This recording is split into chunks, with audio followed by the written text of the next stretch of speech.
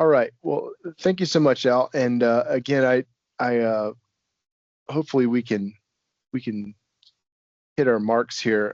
I'll certainly do my best to do that. But NetApp has had a big presence in the conference. I certainly won't belabor the point, but in case anybody doesn't know about us, the intelligent data infrastructure company, founded in 1992, headquartered in San Jose, California, about $6.3 billion in revenue fiscal year 24, 12,000 employees. And if you haven't heard about us, hopefully you'll check us out. One of the things that I think is always interesting to compare notes is when you start to talk about support sites is the team that sits behind that. They're always constructed a little bit different. So I thought I'd spend a little time just telling you how we're constructed, because even that brief history that we just went through, each spot in my career, the team has been slightly different. And the NetApp team is constructed in kind of the following focus areas. So heavy focus on knowledge management, and that knowledge strategy that we focus on is KCS, or knowledge centered service, and that's something I'm very proud of. When I got here, I think I was the only certified KCS V6 practitioner, and now we have over 50 industry certified practitioners, and they really know their stuff. And folks like Sahana, we've seen depart and go on to other endeavors and take that knowledge with them. So that's something that we're really proud of, and we take serious. That we focus on knowledge management as a differentiator, and that's part of our expertise. And so that translates into our KB, and that's a core base of our strategy, and the content and the curation that goes into that.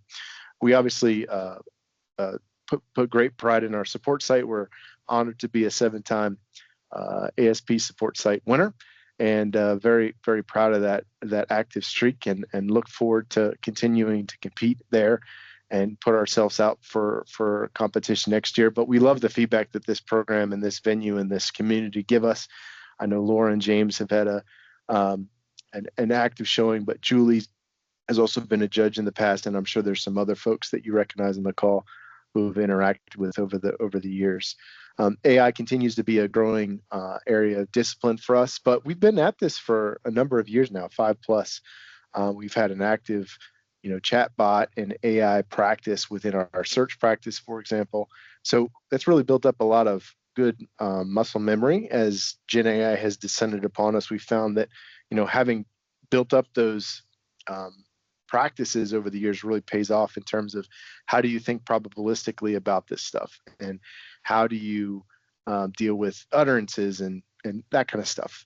It's really nice that we've kind of been playing with that intensely for the last 5 years, and not just woke up one day when ChatGPT kind of changed the world and said, okay, we got to get moving. We've been really actively building this practice out. So the team is taking a leadership position beyond our digital support team at this point. In-product support is another area where I think there's a lot of synergy with AI, but this is another space that we've been building out and championing and building out support APIs, where we take those in-product experiences as part of our strategy. And that's something that we've been working with development and building those experiences out. Community is also an evolving space. It's been interesting to watch the community change in terms of digital support. Clearly the commercial space, or the non-enterprise space, is changing the way people share. There's a lot of toxic kind of social media practices that have changed the way people share. It used to be big open communities were pretty standard fare. I think people have changed the way they communicate and gone to a lot of kind of individual private networks where they almost have different personas in each one, and it's changing the way the communities operate. And so we're doing a bit of experimentation with that even within our space, where we have a big traditional NetApp community, but then we're also playing in a space called Discord, where we actually go and meet the customer where they are. So that's been an interesting space, but another core competency within our team. And then we work a lot on technical support enablement. So how do we make it easy for our engineers to find knowledge, interact with knowledge, build knowledge, find their cases, develop the cases, do escalations, all that kind of system integration work with our IT partners, so on and so forth. So those are all the different practices and focus areas. From a strategic perspective, we say we execute a 5-channel model where assisted support is our learning channel, that we want to keep it lean and mean and focused on the right things. And then our team really owns self-service, community. We partner with our detect and predict channel, where we do that proactive support. And then we do a lot of the curation within product. From a content strategy perspective, I talked about our KM practice and KCS. Again, our primary learning channel is assisted, and that's really the way we focus on. We know that you can't eliminate assisted support interactions, nor would you ever want to, because if you did, that probably means you're not putting out any product. You're not putting out software. You're not putting out hardware. You're not putting out anything new. You kind of close the door. But if you are putting out new products, you want to keep that learning channel open. You want to make it easy for customers to contact you. And then when you learn things, you want to shift them to digital channels, because that's where customers want to interact anyway. So we really focus on keeping that assisted channel focused on learning and the experience within. That shift left concept is really paramount, and we talk a lot about shift left. That's our strategy, and we try to communicate that. That's been a real success for us. And then from a KPI perspective, contact ratio and cost per answer are really the way we measure success. So we look at, for every assisted support case, how many digital interactions do we happen? And then we overlay that with success, and we translate that into a cost per answer. And what that allows us to do is say, at the end of the day, we can translate, look, less than 5% of our overall interactions happen in assisted support, but 95% of those interactions happen digitally. And those are meaningful, and those happen. And it's not like they disappeared. And that's why we really don't like, things like case deflections and measures like that, because they kind of devalue what's happened digitally, where we try to not only value it, but try to kind of put it on an even playing field and say what that big piece of the pie looks like. So the overall digital team is small but mighty. It's about 45 people. And then when you look at how we partner both, kind of internally and then with our software vendors, it's about 1,000 people. So that's what the award-winning NetApp digital support site team looks like. Al, I got to tell you, I've used generative AI to generate some of the pictures here in the deck. And when you asked me to talk about our AI journey today, this is kind of my face. I was reluctant because I said, is anyone really an expert on this stuff today, much less us, right? And I kind of feel that way even now as I speak. We're all just learning something new every day, and it's moving so fast that I don't know how anyone really speaks with authority on this stuff, the same way that you would maybe about a knowledge practice or a website or any sort of traditional support practice. It seems like, every time you put your foot down on solid ground, it shifts a little bit, and you're like, oh, I learned something, or that's a little bit different than I was expecting. So hopefully I can give people a little bit of our journey so far. Maybe what you walk away and say, wow, we're way ahead of them, or maybe we're kindred spirits and we're in the same place, or maybe you're a little bit behind us, and we give you a measure and see how you catch up. But either way, I'll tell you kind of our journey so far. So I'll talk about our foundation, our future, and then a quick close. Really, I'd summarize our journey so far as kind of lions, tigers, and bears. I mean, it's been really interesting. Lots and lots and lots of pilots and demos. When I generated this picture in Copilot, I thought it was kind of funny how it interpreted it. There's even like a little dinosaur actually in the woods there. So you got to be careful with what this stuff kicks out. But from a pilot perspective, is really interesting to me is like when we first started doing pilots, all of them were pay, right? So all the vendors wanted big money to do pilots. And that was challenging because, in the beginning, there was a lot of capital that you had to find, and then you had to jump through a whole bunch of hoops and security and legal, and nobody really had processes for it. So it was almost like they were just hurdle after hurdle after hurdle. And I think, kind of looking back on it, Microsoft figured out pretty quick how to make it easy for enterprises to check this stuff out and make it secure. and I think they kind of got the industry going, and all of a sudden pilots switched and became free, and all of a sudden, any war chest that you were able to accumulate to go do a bunch of pilots, all of a sudden became a war chest to maybe you know turn into annual operating plan later, right? So it was a really interesting dynamic where there was big money outlays for pilots, and all of a sudden it became free. And I think now we're kind of in the middle ground here, where sometimes they're pay and sometimes they're free. But that was really interesting switch over the last year.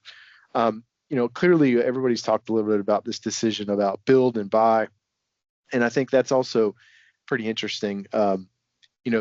There's lots of intricacies and details, but there's some vendors that have kind of API solutions where you are able to leverage an LLM that maybe you didn't develop the LLM, but you've established a secure enclave where you've kind of checked all the boxes for your company in terms of what you're comfortable with. So it's, for all intents and purposes, your LLM. And so you can bring that to the table and use it with APIs. And we've actually seen that the preferred architecture may be that, hey, if the vendor offers an LLM and all the prompt engineering that goes with it, we would much rather use that than, have to maintain all the prompts, even though we have to bring our LLM. So, the whole build versus buy is a very kind of complicated, almost case by case basis. So depending on what capability you're finding or you're working through, there aren't even rules of thumb, right? It's like, I think almost like each individual capability or use case, you kind of have to go into it and evaluate each one independently. So that's why I called that one the lion's den, because you sometimes it's tame and sometimes it's pretty fierce. There's definitely a lot to pay attention there. On the Tiger front, the legal security data, this one has been the hardest one for us to tame so far. And Eileen's on the call today. I saw her. She's been absolutely amazing in terms of helping us navigate all these waters, because the legal terms and the legal process and the difficulty of getting two companies' legal departments and MSAs to line up has been really challenging. Fortunately, we're getting a lot better at that. And I think NetApp kind of knows what it needs, and our partners know what they need, and the bigger companies those negotiations seem to go a little bit smoother. I think when you run into situations where you got a small company, big company, or there's some offset like that, those are the harder ones because there's less willingness to budge. But in the beginning, we were seeing lead times of like months and months and months and months. That the longest hole in the tent was the legal security stuff versus the capability. And then the and bears oh my, right? Like the endless list of use cases and how expectations and reality are just, they weren't even in the same ecosystem, right? It was just like people would talk about things that they thought these tools could do and these services could do, and it was like, yeah, I mean, eventually maybe it could do that. That would be great, but let's talk about what it can do today, right? So I feel like a lot of these conversations and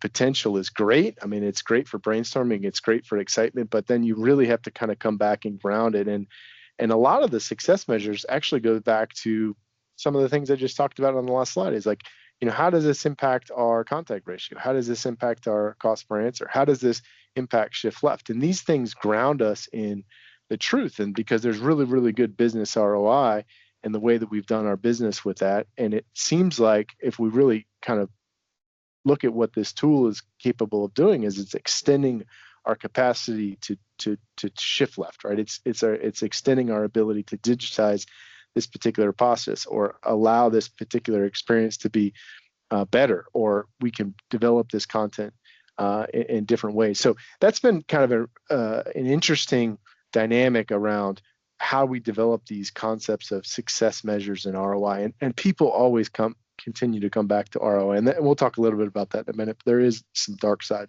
that we're seeing there. So the journey thus far has been kind of, again, the lions, tigers, and bears, oh my. But I think it's important to remember that, you got to keep the long term in mind. So the glass is half full, right? Even though there's some difficult days to come, there's no doubt about it. The finance teams are starting to get a hold of what this capability can do, and they're starting to inquire about mandates about hey, what should the target next year for this capability, and what could you do with this, and unfortunately that's going to be a challenge, right, to meet some of those expectations and targets. The reality is that we kind of had a shotgun start, so you have some parts of your business where you're way ahead, right? And you've got a capability that is putting out meaningful contributions to maybe your long-term strategy. And then there's other areas where you're innovating. And so when you get a target like that, synthesizing, hey, this is an incubation capability versus a mature one, you're going to have to kind of right size that. You're really going to have leadership. Fortunately, the NetApp IT team has been great in terms of leadership on this front. I really give them a lot of credit. They provided a ChatGPT-like service fairly quickly, so it prevented employees from going and sourcing their own service and kind of bringing it in, but it was available to them, and they kind of have been developing this feature as almost a capability that is in the background. So they've added image generation, they've added additional search capabilities, they've brought in content within the company that allowed additional kind of RAG model capabilities within that conversational engine. They've provided a development sandbox, and that development sandbox has been used for developing use cases. So and even oversee kind of an operating committee where we can come in and discuss different vendors as we're developing these concepts and ideas, and share notes about where we are with these concepts. And actually that's turned into a couple scenarios where we partner with marketing, so on and so forth. So I've it's, even though we're doing a lot of things that isn't perfect and certainly could have edges smoothed out, I've been really impressed with kind of some of the leadership position that our IT teams have done, and it's helped us tremendously. Relationships are key in this area, and what we're finding is that every single one of our existing software vendors has a story, whether that's search, conversational AI, predictive AI, document AI, process AI, analytical AI, so on and so forth. And you guys are all finding this. So really leverage those relationships. We're finding the best source of opportunity. And then, you might find that some new software vendors that you haven't had relationships with, or maybe you've talked to them in the past and something wasn't compelling, but now they've added this and now it's really compelling. So, from a success or customer support or a service organization, we're finding less and less that we need to build stuff. Most of it's buy scenarios, and we can really kind of pick and choose, and it's really again a glass half full kind of scenario. Like, we're finding that it's very, very, very opportunistic market. And I think that's the secret, is like some of them are in position where you can move really fast, and then some areas where you have to be a little bit more deliberate and kind of play chess and think long term.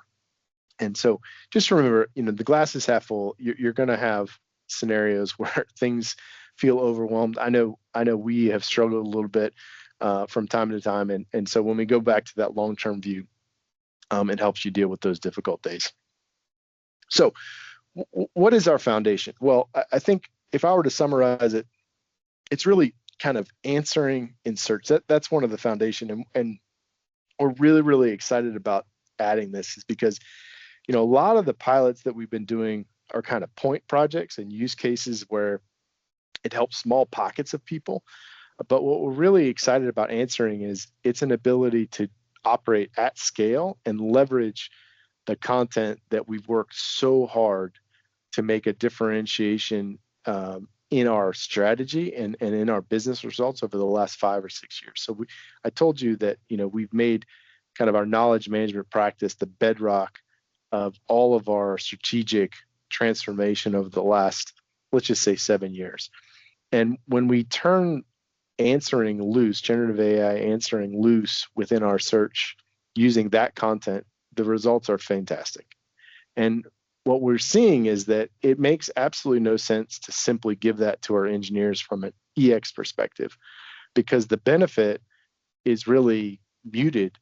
The real benefit is giving it to our customers because the answers are such high quality, because the content is such high quality. So we're really working hard to put this out there and establish it as the foundation of our AI kind of portfolio. And again, it's something that, you know, we feel like isn't going to be a scenario where, okay, that's the one thing, we check that box, we're done, but it ends up being the foundation for this portfolio where we continue to look for AI and generative AI opportunities across the whole, you know, system space, including platforms, including, you know, use cases that you know, maybe we haven't even considered yet, but we'll always have this, and we consider answering and search to be a foundational item. So we're really excited about rolling that out, you know, within the next couple months, hopefully early calendar year 2025.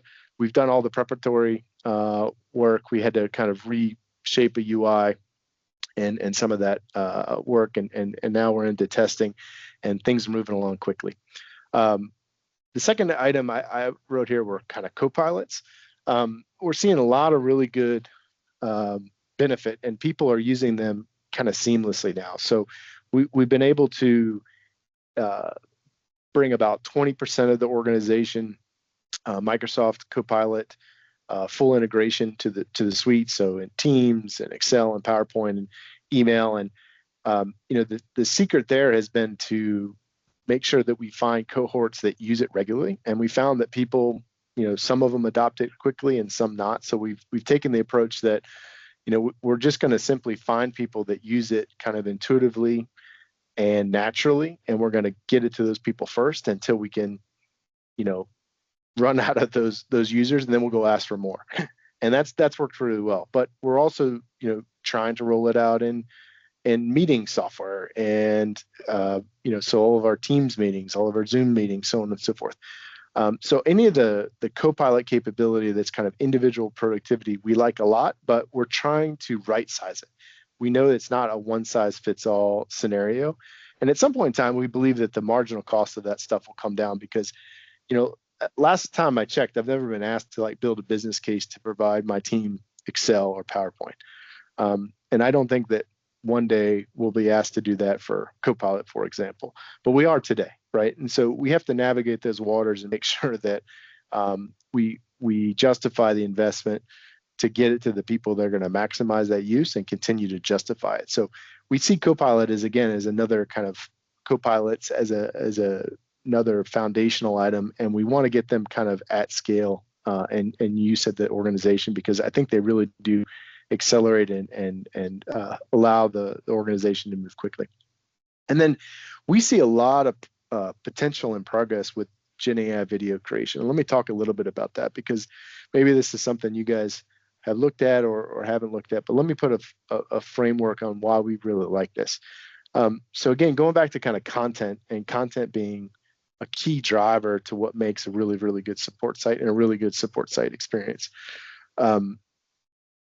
I took an image here, and one that I think represents really all content repositories. I mean, you could even take the Google kind of index, and it probably looks like this, right? Where 20% of all the content represents about 80% of that activity. And that's what I call the long neck in this particular, you know, image from the Consortium of Service Innovation. It's called the head of the curve. And then you've got your long tail, right? And it's important that you have both of these elements, because the long tail represents, you know, relevance. When people ask, you know, what might be unique questions, if you can surface an answer to it, they think, hey, you know, they've got a really wide breadth of content. And at the same time, if you have really high quality content on a much, you know, asked question, then you would get something in the long neck. And so you want to be able to have both of these things. And that's the whole idea of, you know, really having a good solve loop in KCS terms, and an evolve loop where you're polishing and working in the long neck. And what we really like about video content is it's really hard in the enterprise space, especially complex systems like NetApp, to do video.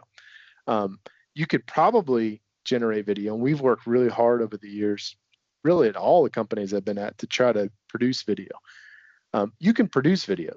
That's not a problem. The problem is keeping videos up to date and making improvement.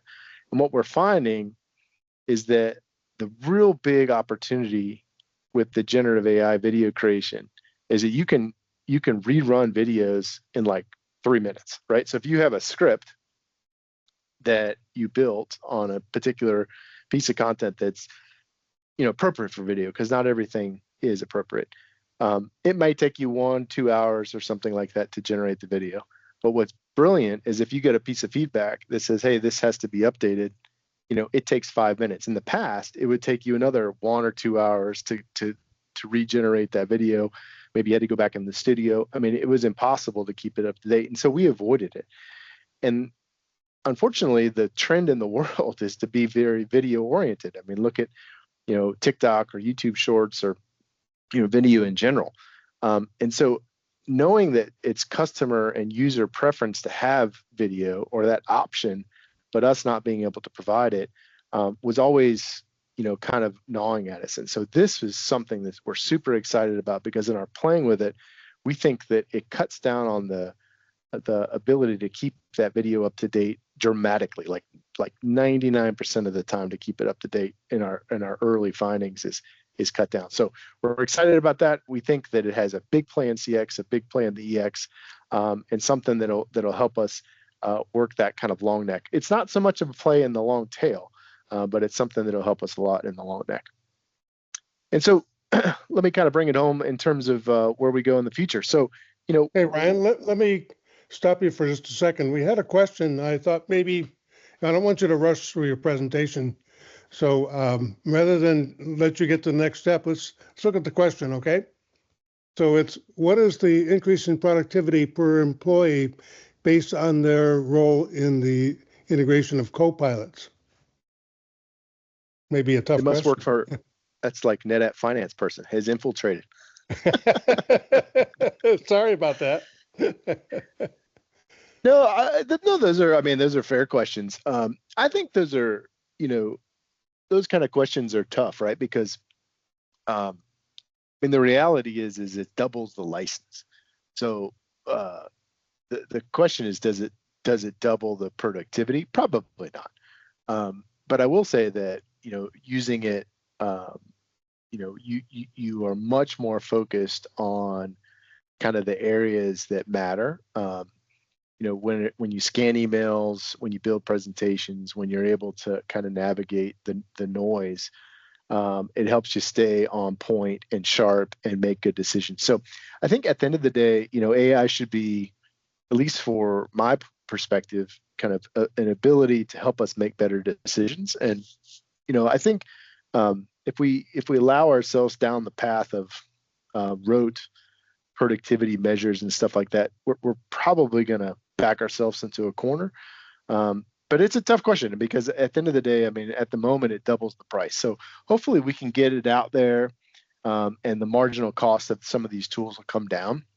And that's what I'm kind of banking on ultimately, because I think that there's no way that it'll survive if we have to justify 2-for-1 scenario productivity, because it'll never work. Okay. So that's kind of a non-answer. Okay. Well, I think it was a real answer, not a made up one or a phony one, or one you might tell to the corporate bean counters. Yeah. So let me ask you another question. This is from David Cabral. You mentioned in product support what are some of the highlights of areas you are thinking about where support will be involved / driving? On product support? Yeah, that's what it says. I guess I'm not following the question.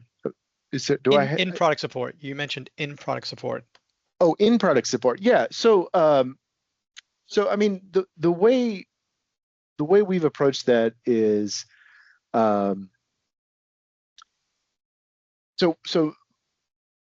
from a driver perspective, interestingly enough, we want to be our first best customer. And what I mean by that is, today, if you're a NetApp customer, there's a couple different ways you can consume our product.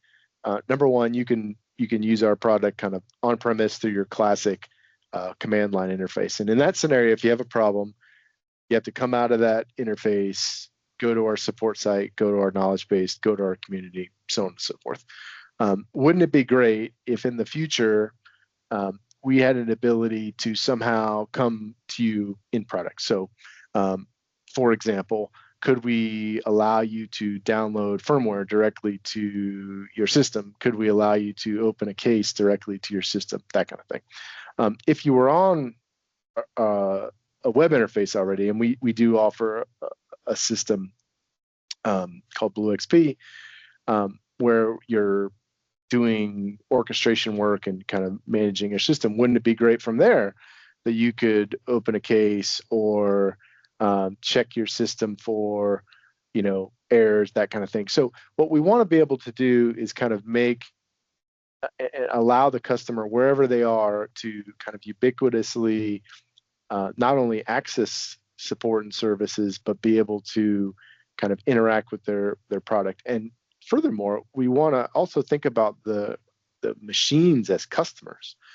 And that's kind of been our mantra is, we started with something simple like allowing customers in our orchestration platform to open cases through the support site through APIs. And now we're getting into more complicated things like being able to check status of support contracts. So it can alert and say, hey, there's out of entitlement, so you've really got a problem in case like she had to open a case, that kind of thing. So ultimately, if we can get to a place where we have enough of these APIs built up, we can offer them on demand services. So, a big customer might come in and say, I want to take some of that capability and bring it into my CRM. We can bring it into our chatbots, so we can have personalized service and leverage that API. So, at the end of the day, like selfishly, we would like our experiences to use the APIs to personalize the service. And that's what I meant by we want to be the first best customer of these APIs. We also want to offer them as on demand, and then we want to make them ubiquitous across all the experiences. Does that make sense?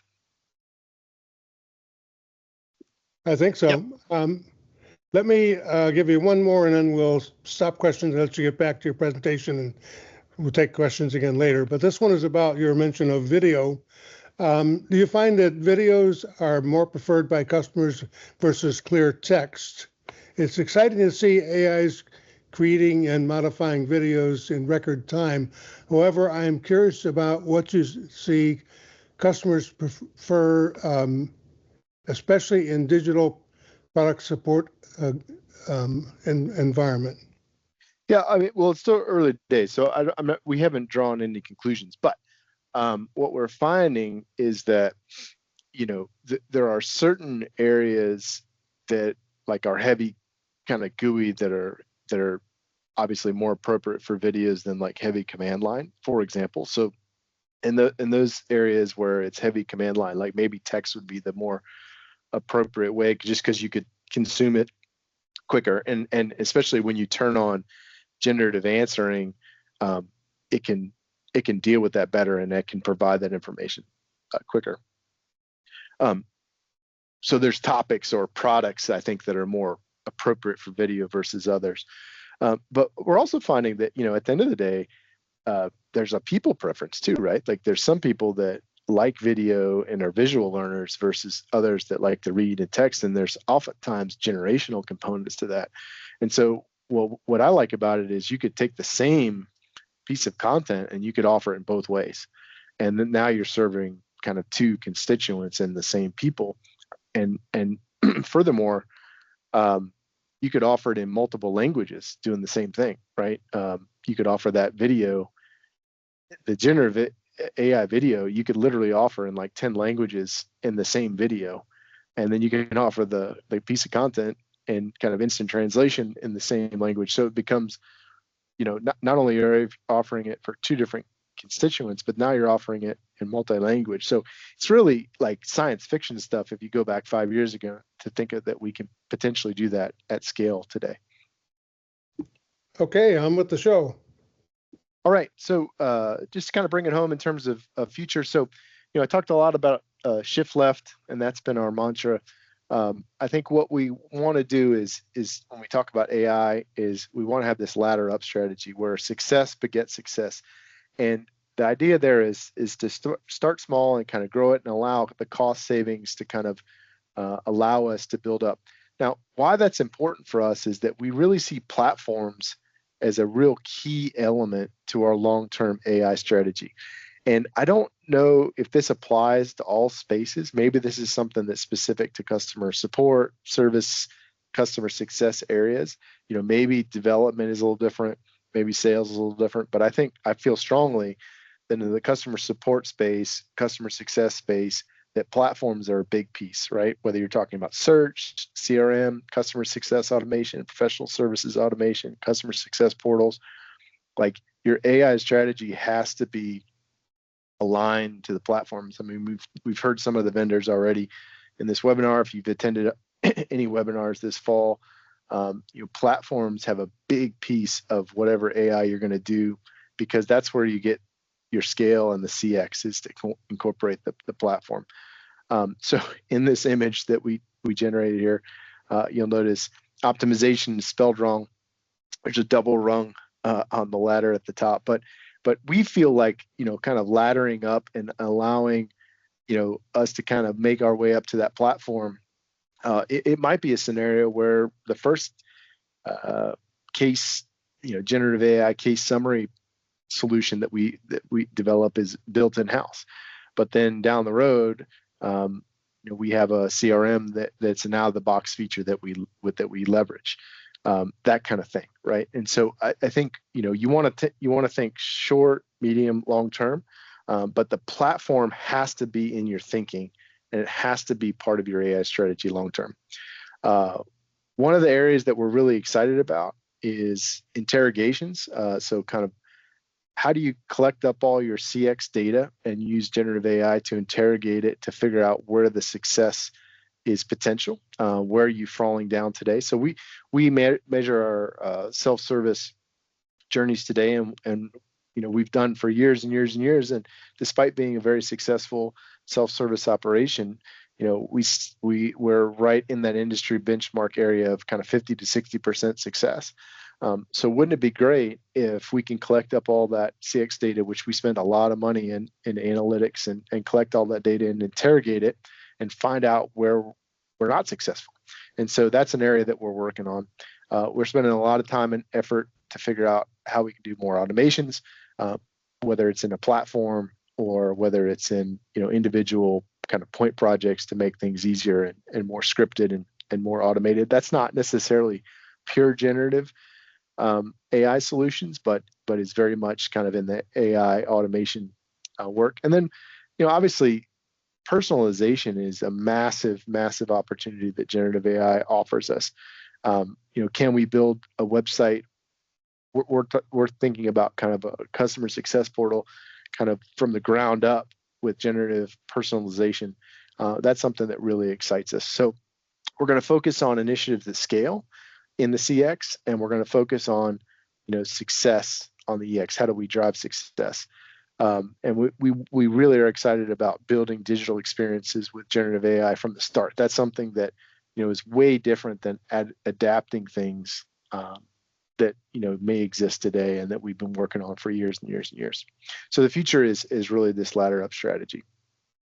And so let me just kind of close, and I thought this was something really good to think about. So nobody obviously knows where we're going to be, but one thing that I've seen recently, and I thought I'd kind of capture it here, but today we're in a scenario where AI is in this assist copilot space, and customers are coming in and they're interacting with humans. Maybe they're interacting directly with your generative AI services if you got that far.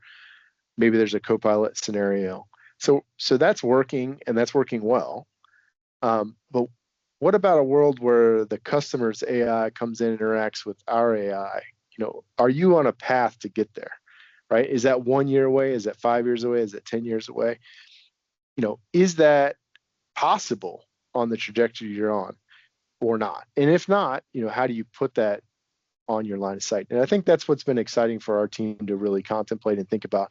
Clearly, we can't do that without platforms, and that's been a major focus on our strategy, which is why we called this kind of ladder up, because we need to get on platforms that would enable us to do that, to both build around and augment, and that's been our focus. And the last thing I'll say in terms of what next, when you look even beyond that, I think that this is a design problem as opposed to a prediction problem. And what I mean by that is, if it's a prediction problem where we just don't know what's going to happen, then it's real. Then we're kind of a passive player in this whole thing, and we're just waiting for either the good or the bad to happen. But if it's a design problem, the best way to deal with design is small incremental steps, right? You just do the thing that works well, you do more of it. The thing that doesn't work well, you stop doing that, right? And you reevaluate, you go again. And I feel strongly that this is a design problem. And if we allow the doomsdayers and the financial targets and some of the difficult days that are coming for us to dictate this, then I think it becomes a prediction problem. But I think if we kind of fight back and we really focus on designing the experiences of the future and designing the areas that we want to get into in the future, then I think it becomes a design problem. And so, can you get there, right? I think that's something that hopefully we'll leave with a little bit of inspiration here. And I'll say that we intend to ladder up, and that's going to be our approach to get us where we need to be. So with that, Al, I'll take any questions or turn it back over to you. Yeah, let's have questions. I'm sure that there are some. We'll give it a minute for them to come in. By the way, do I detect that you're beginning to look a little bit like James? A little bit, getting older. I didn't think they had Kentucky Fried Chicken in North Carolina. I thought it was their own type of chicken. Not a colonel yet. Okay. Maybe your next promotion. There you go. Okay, come on, barrage him with questions. This is a very knowledgeable guy. He's won lots of awards, so he knows what he's doing and is a great leader.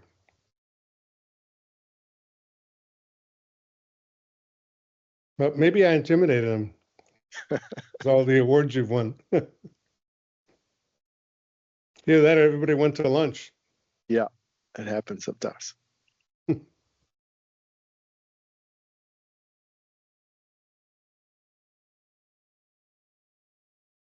There's also a lot of my team out there, so they've heard me. Ah, you think so? Maybe once or twice. You have a great team. I do. I enjoy working with them.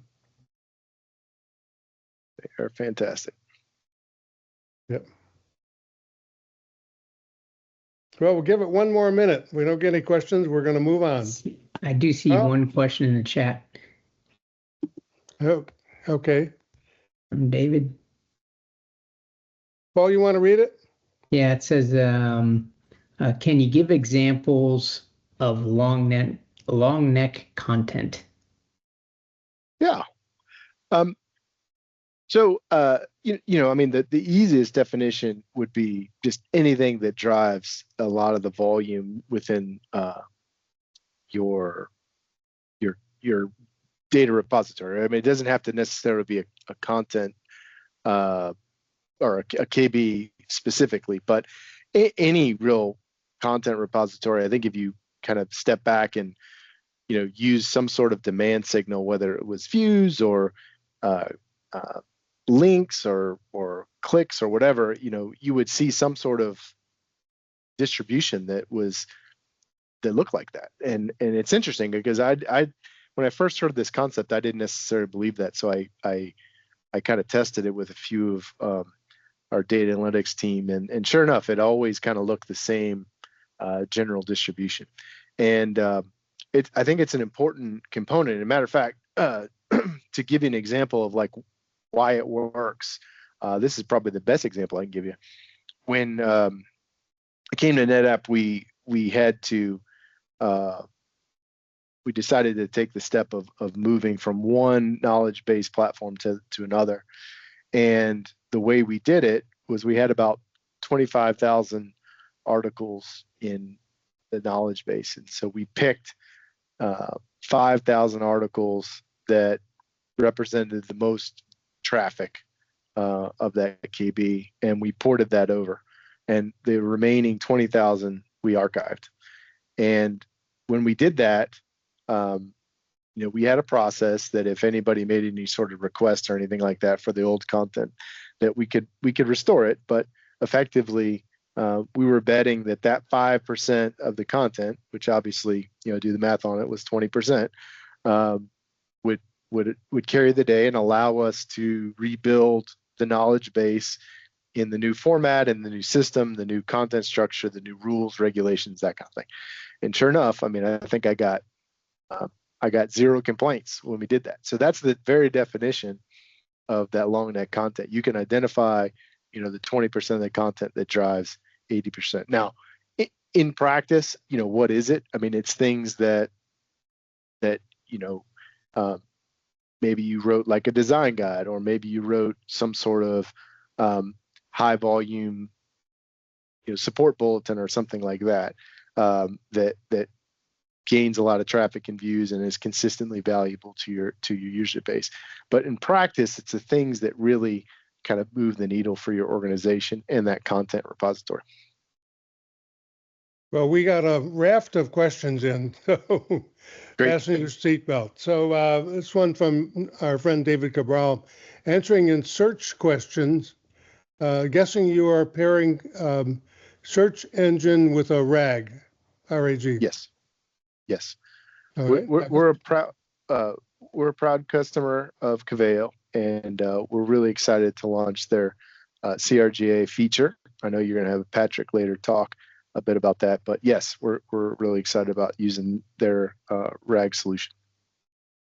Okay, and I think you just answered the question about long neck items. So let's move on. For those who are, this is my friend Chris Westlake, who kind of is in an industry that isn't normally touched by this quite as much. Nice job. For those that are still at the starting line, how do you suggest we overcome the inertia to get started? Well, the good news is, like I was trying to explain in the beginning, this has been so shotgun start all over the place. Sometimes just standing still and letting some of that sort out, it comes to you, right? So, a lot of the pilots and the work that you're going to find with software vendors, they're not charging, and that's a great thing. So you get some evaluations and get some looks at these things without having major capital requirements. I think a lot of the legalese and kind of the things people have ironed out the processes.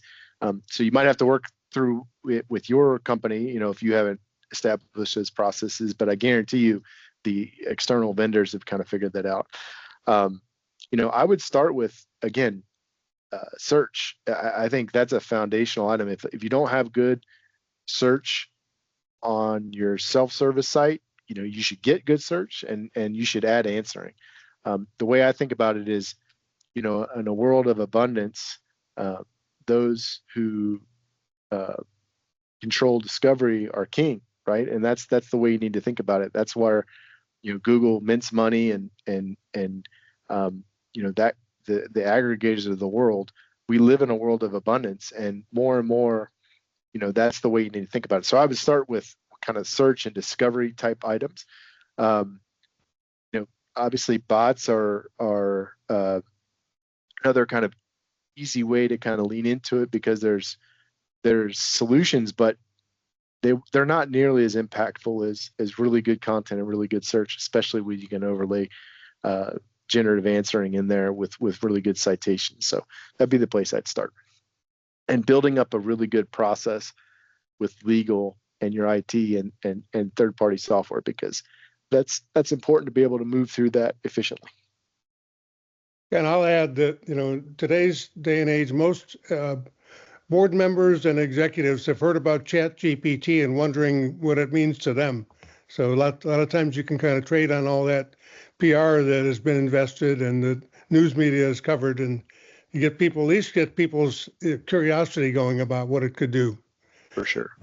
So next question from Mandy Elliott, who will be talking this afternoon. She leads up a lot of this AI activity at Red Hat for support.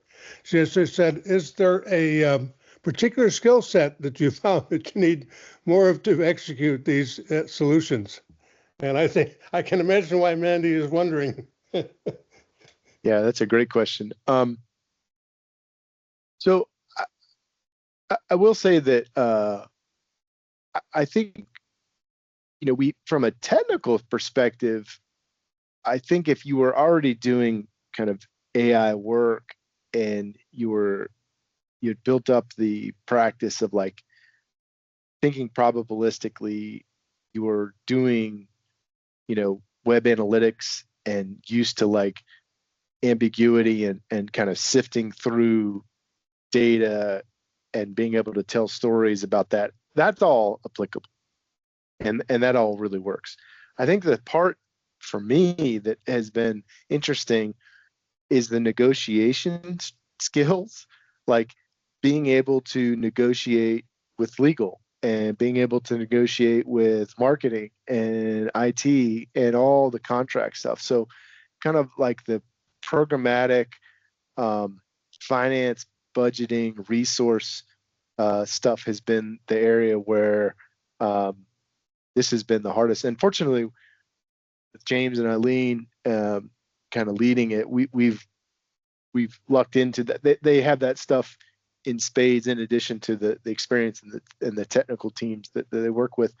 But I've been surprised at how important those elements have been in our team, and it's been nice to like have that to rely upon. But it's been surprising how important it's been, for sure. Because like the first time some of these things went through legal, they're like, yeah, we're not approving that. and where do you go with that, right? I mean, like it's like the door was shut, and you have to keep trying. And I think a junior person would have been like, we got shut down. What do we do, right? But that's not what happened. So I think this has been just being comfortable, being uncomfortable. That's the skill set that you need at this.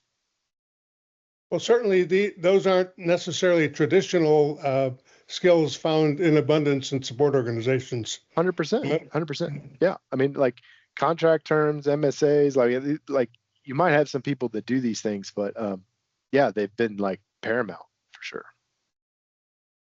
Okay, last call for questions, and then we're going to have to stop for the break.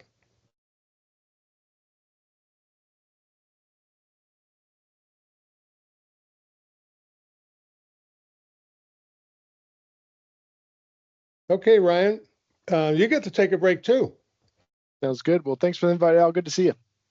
Ryan, always good to spend time with you. And we will break. We're going to try and get back on schedule, so the break will be a little shortened. We'll get back at 1:30. So depending what time zone you're in, it'll be 12:30 or 2:30 or 3:30. But at the half-hour mark.